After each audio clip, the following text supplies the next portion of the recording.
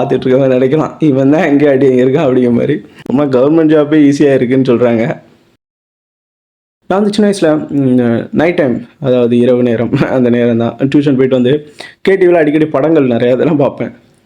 Like இந்த விஜயகாந்த் படம், அந்த நரசிம்மா அப்படிங்கிற மாதிரி இருக்கட்டும், அண்ட் நிறையா படங்கள்லாம் பார்ப்பேன். நிறையா இந்த 7G ரெயின்போ காலனி நான் ரீசெண்டாக கூட ரீகேப் பண்ணி பார்த்தேன். அதனால தான் நான் சொல்ல அந்த நினைவுகள் என்னென்னா பார்ப்பேன்.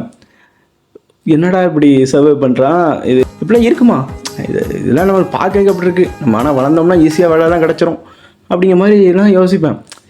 ஏன் எல்லா படங்கள்லையும் காமிக்க வேண்டிய வேலை அப்படிங்கிற ஒரு விஷயத்துக்கு ஏன் எல்லோரும் இப்படி ஓடுறாங்க, காசுங்கிற விஷயத்துக்கு ஓடுதாங்க, அவ்வளோ கஷ்டமா அப்படிங்கிற மாதிரி ஒரு அந்த சைல்ட்ஹுட் மென்டாலிட்டியில் இருந்தோம். இப்போலாம் யோசிக்கிறோம், அவன் சொன்ன கரெக்டு தான் போலையா, அந்த படத்தில் சொன்னது கரெக்டு தானோ, அண்ட் அட் சிமிலர் தான் நம்மளுக்கு ரியல் டைம் நடக்குது. ஸோ பார்த்துட்டு இருக்கவங்க நினைக்கலாம் இவன் தான் எங்கே அடி எங்கே இருக்கான் அப்படிங்கிற மாதிரி.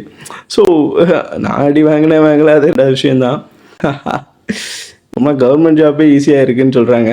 இந்த 7G ரெயின்போ காலனி வச்சு தான் ஒரு மீம். நான் டிஎன்பிசிக்கு படின்னு சொன்னால் கேட்கவா செய்கிறான் அப்படின்னு சொல்லுவான். அவன் மகன் சொல்கிறான், உங்களை தான் அந்த கரூர் கூட்டத்துக்கு போங்கன்னு சொன்னேன், போனீங்களா அப்படிங்கிற மாதிரி சொல்லுவான். Job is very demand.